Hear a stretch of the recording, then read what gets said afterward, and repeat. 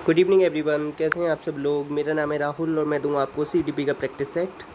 Rahul Pandey official Telegram channel है, इसे आप ज्वाइन कर सकते हो। For PDF and more information please share कीजिएगा, सपोर्ट कीजिएगा। 50+ क्वेश्चन हैं सीडीपी के, बहुत सारे एक्स्ट्रा फैक्ट, 200-250 फैक्ट से याद हो जाएंगे आपको। पहला क्वेश्चन है आपका, इसमें से कौन सा कथन विज्ञान की, देखो कुछ लोगों को ना मेरी स्पीड तेज़ लगती है, तो उनके लिए थोड़ा रिक्वेस्ट है कि थोड़ा ना स्पीड कम कर लिया करो। यूट्यूब में ऑप्शन है, और जिसको अभी भी कम लगती है वो थोड़ा फास्ट कर लिया करो।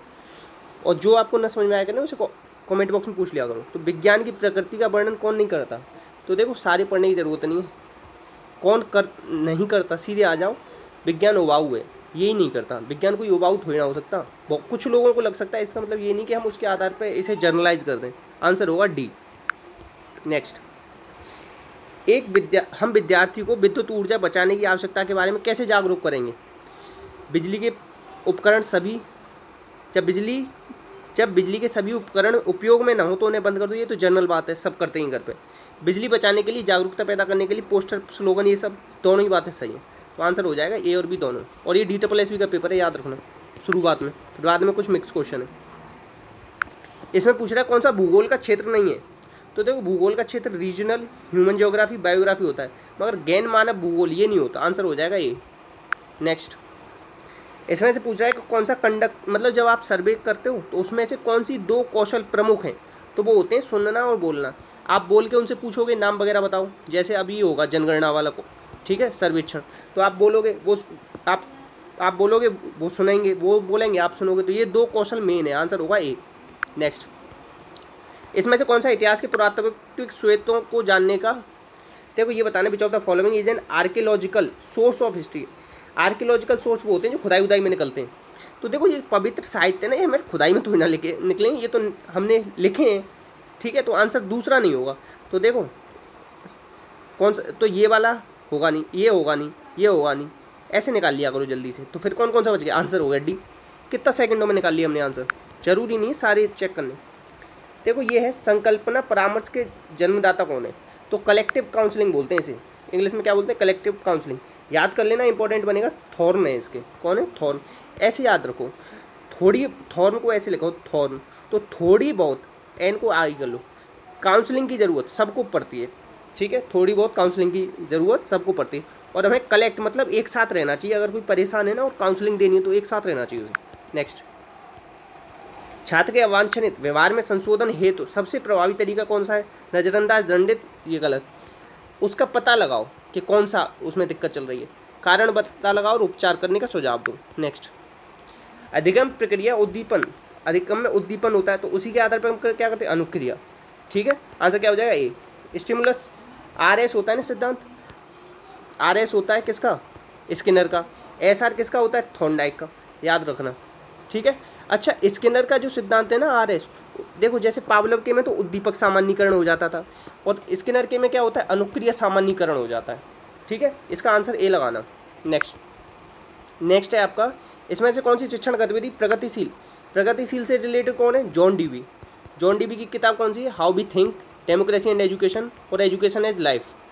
5 तरीके का चिंतन बताया इन्होंने। तो प्रगतिशील, प्रगतिवादी सिद्धांतों पर कौन सा आधारित है। तो देखो समस्या समाधान, बताओ क्यों, क्योंकि जॉन डीवी को कहते हैं आधुनिक समय में समस्या समाधान विधि का जनक। पुराने समय में कौन किसको कहा जाता है, सुकरात। और एक चीज़ याद रख लो, SPA, सुकरात के शिष्य थे प्लेटो के थे अरस्तु, ठीक है। और अरस्तु के थे कौन थे, अलेक्जेंडर द ग्रेट, वो कौन थे, अरस्तु के शिष्य थे, ठीक है। ऐसे याद रख लो, थोड़ा ये पूछ लेता है। अब देखो सूक्ष्म शिक्षण क्या है, सूक्ष्म शिक्षण को स्केल डाउन टीचिंग कहते हैं। एक चीज़ पूछता है, 36 मिनट की होता है सूक्ष्म शिक्षण अपने यहाँ, 45 मिनट का कहाँ होता है, अमेरिका वगैरह में।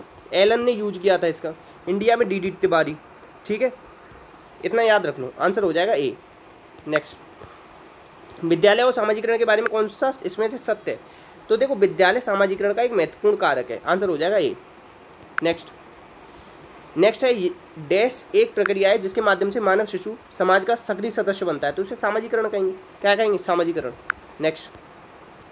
नेक्स्ट है पियाजे के अनुसार, पियाजे कहाँ के थे, स्विट्जरलैंड। कितने वर्ष के बच्चों में प्रयोग की, 4 से 12। पियाजे के कितने बच्चे थे, 3, ठीक है, याद रखना। संज्ञानात्मक की अवस्थाएं कितनी बताएंगे, 4। नैतिक विकास की कितनी बताएंगे, 2। कौन कौन सी, हेटेरोनॉमी, ऑटोनॉमी, याद रखना ये, ठीक है। तो क्या महत्वपूर्ण माना है उन्होंने, तो उन्होंने महत्वपूर्ण माना है भौतिक विश्व के साथ अनुभव, आंसर सी।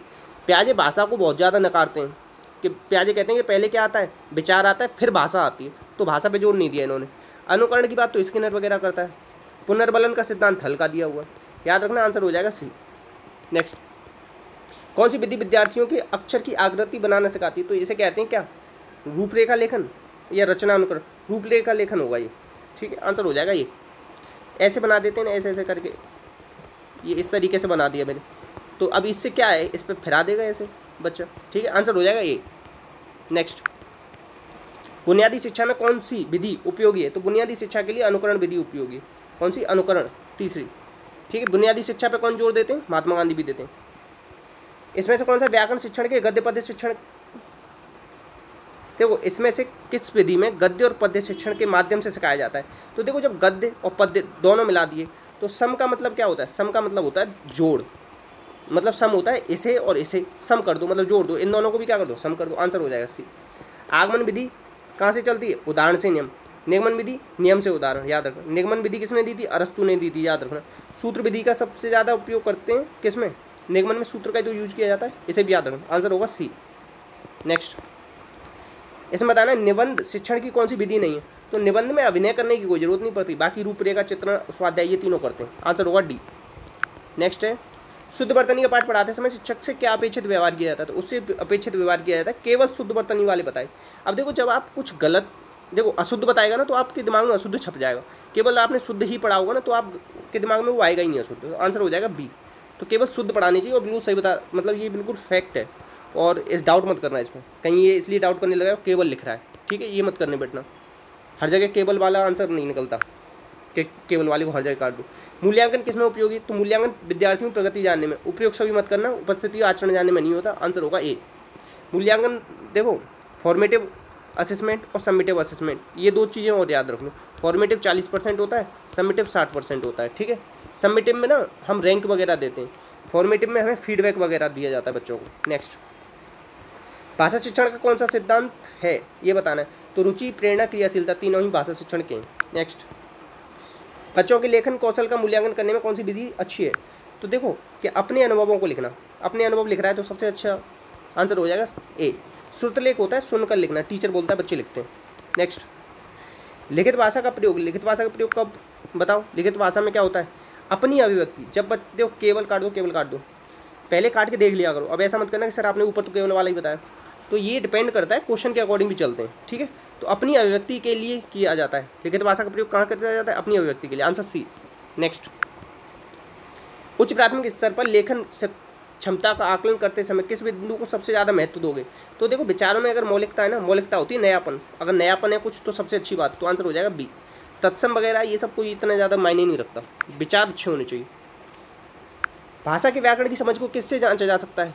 तो देखो संदर्भ परख, जिस संदर्भ में, जैसे मैंने अभी आपको सुबह हिंदी की क्लास देता हूँ, जैसे अगर मैं वहाँ पे कोई आ गया क्वेश्चन, तो उसी संदर्भ में उससे रिलेटेड जितने भी फैक्ट्स होते हैं, जितनी बातें होती हैं वो बता देता हूँ, तो संदर्भ परख प्रश्नों के माध्यम से आंका जाना चाहिए, आंसर डी।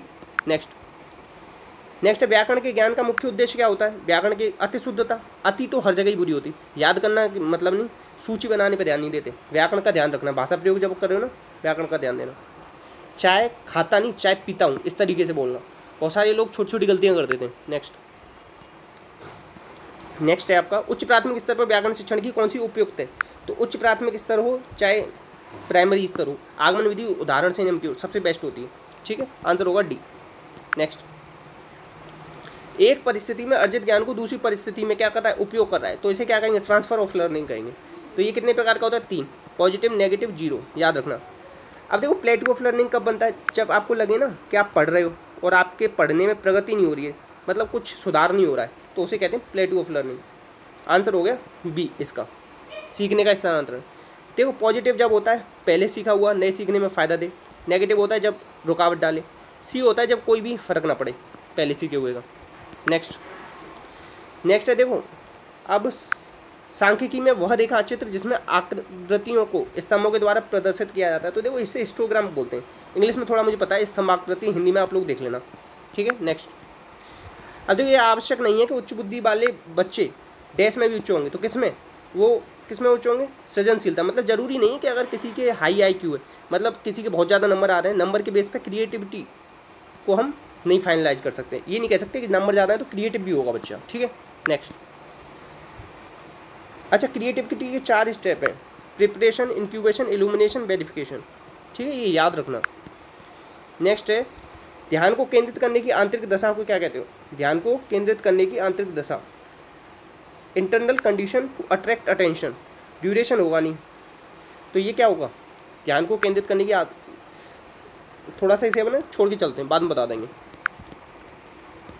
निम्न में से कौन सा, किस विधि का उपयोग स्मृति को मापने में नहीं किया जाता है? तो देखो किसका किया जाता है, मैं बता देता हूँ। रिकॉल होता है, रिकॉग्निशन होता है और रीजनिंग होता है। रीलर्निंग नहीं होता कोई भी मेथड, ठीक है। ये पुनः सीखना विधि नहीं होता, बाकी सब होते हैं, तो आंसर हो जाएगा इसका डी।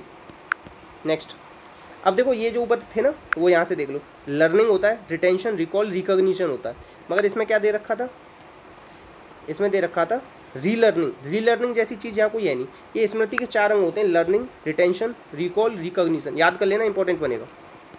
नेक्स्ट, अब जो देखो TAT टेस्ट था, ये किसने बनाया था? ये मॉर्गन और मुरे ने बनाया था। कब आया था? 1935 में आया था, याद रखना। कार्ड कितने होते हैं? 30+1, 10 पे महिला के चित्र, 10 पे पुरुष के, 10 पे दोनों के, याद रखना। 24 घंटे में करवाया जाता है, 2 बार किया जाता है टेस्ट, ठीक है, और 2 घंटे का होता है ये टेस्ट, ठीक है, ये याद रखना। और इसे क्या है निकाला जाता है बताओ? व्यक्तित्व की जांच की जाती है, ठीक है, इतना याद रखो। अब एक और टेस्ट होता है, कौन सा? इंक ब्लॉक टेस्ट, जो किसने? रोसा ने तैयार किया था। 10 कार्ड होते हैं इसमें, ये भी याद रख लो। एक होता है ये जो बेलाक है ना, इसने चाइल्ड एप्रिसिएशन टेस्ट बनाया था, ये भी याद रख लो। आंसर होगा इसका सी। नेक्स्ट, अब देखो इसमें पूछ रहा है कि अवधान की आंतरिक अवस्था, मतलब ये कह रहा है अटेंशन के लिए आंतरिक अवस्था क्या होती है? वो कहते हैं इंटरेस्ट, एम, एटीट्यूड। आंसर क्या हो जाएगा? ए, रुचि, लक्ष्य, अभिवृत्ति। नेक्स्ट, अब इसमें पूछ रहा है कि कैसे हम डेवलप होता है कोई भी चीज़, बच्चा जो डेवलप होता है ना, वो किस तरीके से होता है? तो देखो पहले क्या बनता है? ओवम होता है, स्पर्म होता है, फिर जायगोट बनता है, फिर ब्लास्टोस। ये पहले नंबर पे आता नहीं कभी भी, याद रखना। जायगोट पहले बनता है, ये बाद में होता है, ठीक है, आंसर हो जाएगा डी। नेक्स्ट, अंतर्मुखी, बहिर्मुखी, उभयमुखी व्यक्तित्व का वर्गीकरण युंग ने किया, याद रखना। और देखो युंग ने ना सामूहिक अचेतन मन का प्रत्यय भी दिया है। साइकोलॉजिकल टाइप्स इनकी किताब है, ठीक है, याद रखना। और द साइकोलॉजी ऑफ अनकॉन्शियस, ये भी किताब है। किसे कैसे से? फ्राइड कैसे से, ठीक है। इन्होंने वर्ड एसोसिएशन टेस्ट दिया है कब? 1909 में, जिसमें इन्होंने 100 शब्द दिए, ये सब याद रख लेना बस इनके बारे में, ठीक है। सेल्डन और क्रेसमन ने शरीर गठन के आधार पर व्यक्तित्व का वर्गीकरण किया, ये भी याद रखना। आंसर हो जाएगा इसका बी। नेक्स्ट है, ध्यान आकर्षित होने में डैश की भूमिका होती है। तो जितना उद्दीपक की तीव्र होगा, जैसे अब KBS है, उसका एग्जाम आ जाए ना, तो बहुत सारे लोग एकदम से अटेंटिव हो जाएंगे, मतलब पढ़ने लग जाएंगे। जब भी हमारे जैसे ऐसे समझो कि अगर जब एडमिट कार्ड आ जाते हैं ना, फिर बच्चे ज़्यादा पढ़ने लग जाते हैं, तो उद्दीपन जितना तीव्र होगा ना, उसकी बहुत ज़्यादा इसका रोल होता है। नेक्स्ट, इसमें से कौन सा कारक स्मृति से संबंधित नहीं है? तो पहचान होता है, धारण करना होता है, पुनर्स्मरण करना होता है, मगर अनुभूति ये कुछ नहीं होता। आंसर होगा डी। नेक्स्ट, अभिवृद्धि का विकास कैसे होता है? अभिवृद्धि का विकास होता है किससे? आपका एटीट्यूड कैसे डेवलप होता है? आपका एटीट्यूड डेवलप होता है ग्रामीण में, भौतिक में नहीं, सामाजिक वातावरण में, ठीक है। नेक्स्ट, मनोविज्ञान के अनुसार बुद्धि क्या होती है? सीखने की क्षमता है। ये किसने कहा था? बकिंघम ने कहा था, याद रखना। अमूर्त चिंतन की योग्यता, ये किसने कहा था? टर्मन ने कहा था। टर्मन ने फाइनल फॉर्मूला क्या दिया था IQ का? MA/CA/100। कब दिया था? 1916 में, याद रखना। 1908 में क्या हुआ था? विनय ने मानसिक आयु का संप्रत्यय दिया था। 59 क्वेश्चन थे इसके, इसमें 1908 वाले में। 1905 वाले में कितने थे क्वेश्चन? 30। कितने? 3 से 15 वर्ष के बच्चों पर प्रयोग किए थे विनय ने। एक कारक सिद्धांत दिया था जिसे हम क्या कहते हैं? निरंकुशवादी सिद्धांत। अमूर्त चिंतन की योग्यता ये बताया था टर्मन ने, तो आंसर हो जाएगा ए। आंसर हो जाएगा डी। बुद्धि के बारे में दोनों चीज़ सही है। नेक्स्ट, थॉर्नडाइक के अनुसार व्यक्तित्व का वर्गीकरण का आधार क्या है? तो देखो चिंतन और कल्पनाशीलता के आधार पर 3 प्रकार का व्यक्तित्व बताया। मूर्त, अमूर्त, बुद्धि है ये तो, प्रत्यक्ष, स्थूल, सूक्ष्म, 3 बताए। और ये जो मूर्त, अमूर्त, सामाजिक बताया था ना, ये बुद्धि के प्रकार बताए थे थॉर्नडाइक ने। थॉर्नडाइक ने देखो CABD टेस्ट दिया है, ठीक है। और इन्होंने क्या दिया? बहुकारक सिद्धांत दिया है, बहुतत्व सिद्धांत दिया है, याद रखना। और 3 मुख्य नियम बताए इन्होंने, तत्परता, अभ्यास, प्रभाव। एनिमल इंटेलिजेंस नाम की इनकी किताब है। तत्परता को कहते हैं रुचि का नियम, अभ्यास को उपयोग और अनुपयोग का नियम, प्रभाव को कहते हैं सुख दुख का नियम। और इनके प्रभाव के नियम पे ही स्किनर का सिद्धांत आधारित है, ये भी याद रख लेना, ठीक है। और मैं क्या बता सकता हूँ, हाँ, इन्होंने गौण नियम दिए हैं क्या?